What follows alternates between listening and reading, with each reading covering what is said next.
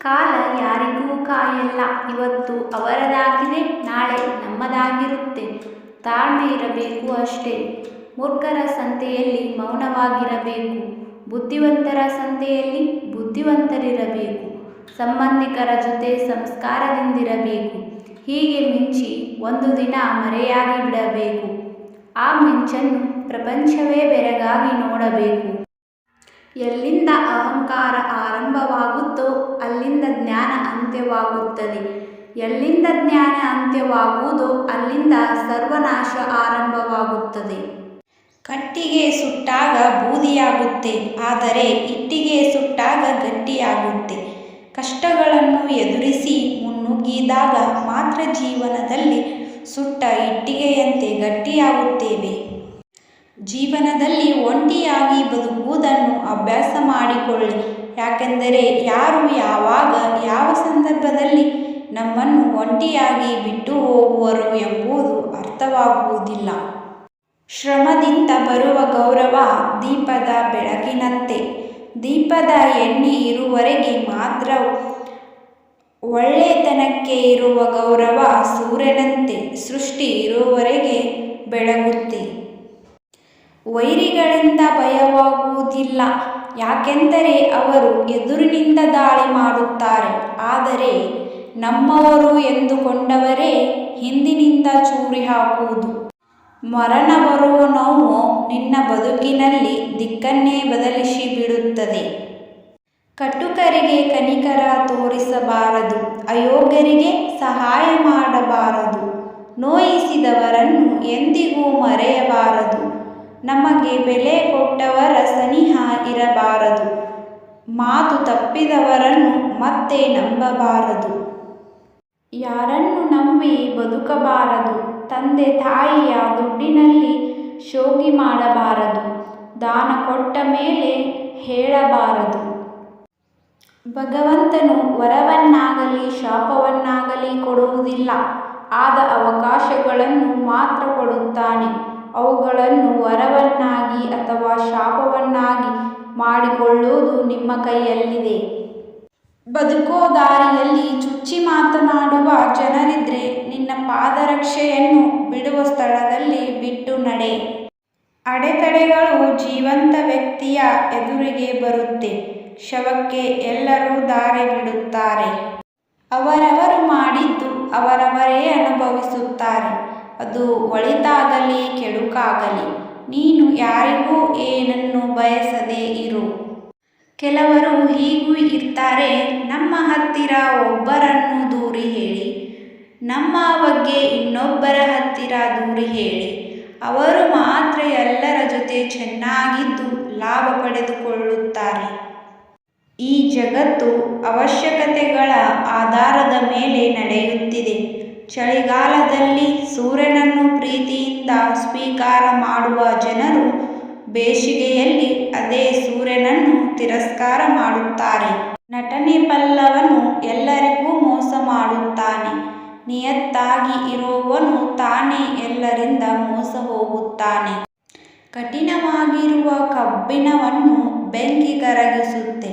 ಹಾಗೆ ಭಗವಂತನ ನೆನಪು ಬೆಂಕಿಗಿಂತಲೂ ತೀಕ್ಷ್ಣವಾದುದು. ಅದು ಜನ್ಮ ಜನ್ಮಾಂತರದ ಪಾಪವನ್ನು ಕರಗಿಸಿ ಬಿಡುತ್ತದೆ. ಇತರರ ತಪ್ಪನ್ನು ಹುಡುಕಲು ಹೋಗಬೇಡಿ. ಪರದೋಷಣೆ ಪರಹಿಂಸೆಯಲ್ಲಿ ತೊಡಗಬೇಡಿ. ಯಾರ ವಿಷಯದಲ್ಲೂ ಅಪಪ್ರಚಾರ ಮಾಡಬೇಡಿ. ಎಂದೂ ಯಾರನ್ನು ಕುರಿತು ಹೊಟ್ಟೆ ಕಿಚ್ಚು ಪಡಬೇಡಿ. ಸದಾ ಪ್ರಸನ್ನ ಚಿತ್ತದಿಂದಿರಲು ಮಧುಕರಾಗಿ ಮಾತನಾಡಲು ಪ್ರಯತ್ನಿಸಿ. ನಿಮ್ಮ ಸಂಭಾಷಣೆಯಲ್ಲಿ ದೈವಶ್ರದ್ಧೆ ವಿನಯ ತುಂಬಿರಲಿ.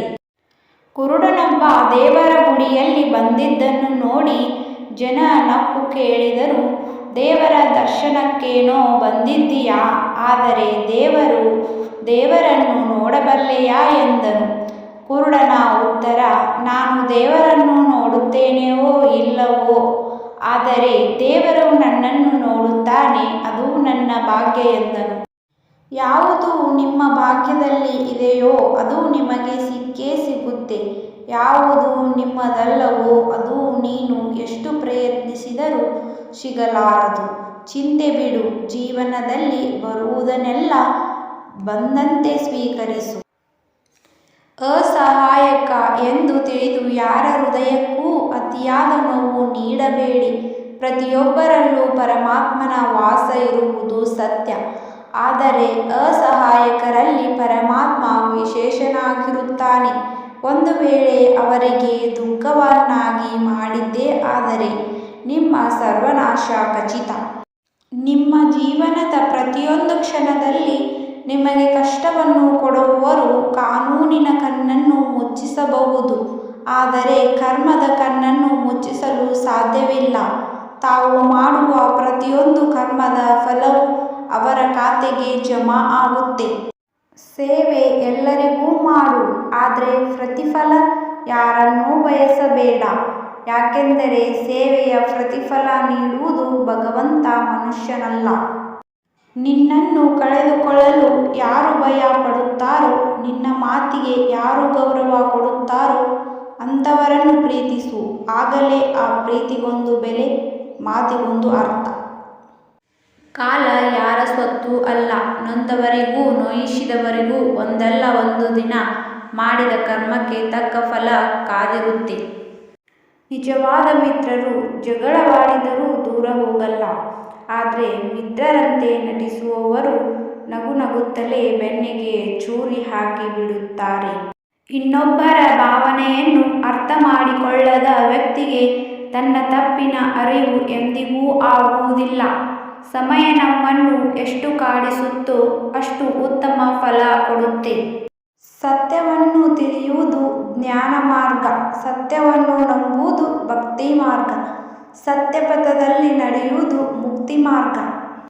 ದುಃಖ ನಮ್ಮನ್ನು ಹಿಂತಿರುಗಿ ನೋಡುವಂತೆ ಮಾಡುತ್ತೆ, ಆತಂಕವು ಸುತ್ತ ನೋಡುವಂತೆ ಮಾಡುತ್ತೆ. ಆದರೆ ಭರವಸೆ ಮಾತ್ರ ಯಾವಾಗಲೂ ಮುಂದೆ ನೋಡುವಂತೆ ಮಾಡುತ್ತೆ. ಬದುಕಿನ ಬಗ್ಗೆ ತುಂಬ ಯೋಚಿಸಬೇಡ. ನೀವು ಸರಿಯಾದ ನಿರ್ಧಾರ ತೆಗೆದುಕೊಂಡಿದ್ದೀರಿ ಎಂದು ಭಾವಿಸಿ ಆಗುವುದು ಆಗುತ್ತಿರುತ್ತೆ. ನಿಮ್ಮ ಗುರಿಗಳನ್ನು ತಲುಪದಂತೆ ತಡೆಯುವ ಏಕೈಕ ವ್ಯಕ್ತಿ ನೀವೇ. ಬೇಜಾರು ಯಾಕೆ? ಮನುಷ್ಯ ಅಂದಮೇಲೆ ಸಮಸ್ಯೆ ಇರುತ್ತೆ, ಸಮಸ್ಯೆ ಅಂದಮೇಲೆ ಪರಿಹಾರವೂ ಇರುತ್ತೆ. ಇದೇ ರೀತಿ ಮುಂದೆ ಬರುವ ಹೊಸ ಹೊಸ ವಿಡಿಯೋಗಳನ್ನು ನೋಡಲು ನಮ್ಮ ಚಾನಲ್ನ ದಯವಿಟ್ಟು ಸಬ್ಸ್ಕ್ರೈಬ್ ಮಾಡಿಕೊಳ್ಳಿ.